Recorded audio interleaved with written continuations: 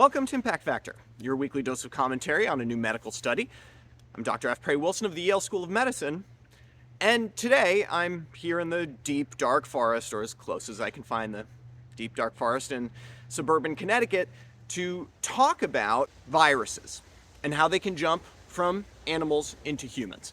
The zoonotic transmission of viruses is responsible for a host of epidemics and pandemics, including, of course, the most recent SARS-CoV-2 pandemic. But it's happened before, and it will happen again. What I love about the paper I want to talk to you about today is that the authors highlight 4 things a virus that exists in an animal reservoir needs to be able to do to jump into humans. Because once we know what these 4 things are, we can identify viruses that are close to meeting these criteria and keep an eye out for them.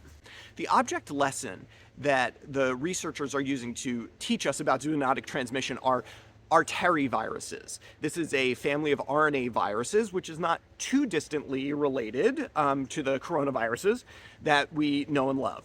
Specifically, they're focusing on something called Simian hemorrhagic fever virus. This is a hemorrhagic fever virus like Ebola, for example, which of course has made the transition from animals into human hosts. But SHFV has not left its primary species, which is an old world monkey, to jump into humans yet. So, what does a virus that lives in some other animal need to be able to do to get into humans, and how close is Simian hemorrhagic fever virus, and by extension, many of the Arteriviruses, right now? The first thing a virus has to do is to be able to infect a cell. It's got to get in. Now, the Simian hemorrhagic fever virus, the authors show through some nice experiments, uses a cellular receptor called CD163, which is an important cellular receptor. We need it. It helps scavenge heme groups as red blood cells break down. So it's on macrophages and monocytes, for example. Now, the virus attaches to a very similar receptor on the monkey host, and the researchers show that it has basically no problem whatsoever attaching to human CD163 and thereby infecting cells. So no barrier there. That's step 1. What's really interesting about this is that they looked at a variety of old world monkeys, and actually many old world monkeys have evolved their CD163 receptor to be less susceptible to infection.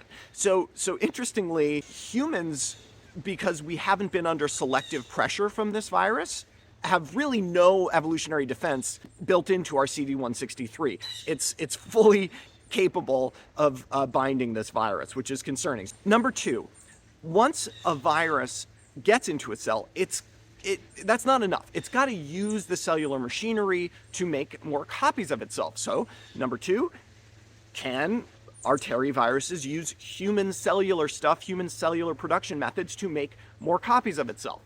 The researchers investigated this, and as you can see here, no problem whatsoever. So these viruses can do just fine replicating inside human cells. Number 3, innate immunity. So this is basically, in the case of viruses, interferon, right? These are substances that we produce to defend against a broad variety of viruses. They're innate to us. We don't have to have seen the virus before. And unfortunately, interferon does not seem to be a particular barrier to replication of Simian hemorrhagic fever virus. And finally, number 4, adaptive immunity. So this is, have we seen this virus before, and thus do we have some memory T and B cells there that are ready to leap into action should we become infected again? There's no real evidence of adaptive immunity in humans because this virus has never been shown to have entered humans at all either. There's clearly a parallel here with SARS-CoV-2 where, basically no one had any adaptive immunity when SARS-CoV-2 emerged because it was novel. The bottom line here, no, we're not going to worry too much about Simian hemorrhagic fever virus, but these classes of Arteriviruses, which live in old world monkeys, are very close to being able to leap from monkey to human. And as humans encroach deeper into their environment, they're going to come into contact more and more with these animal reservoirs of certain viruses. Now we know what aspects we need to be on the lookout for viruses that may be able to make the jump.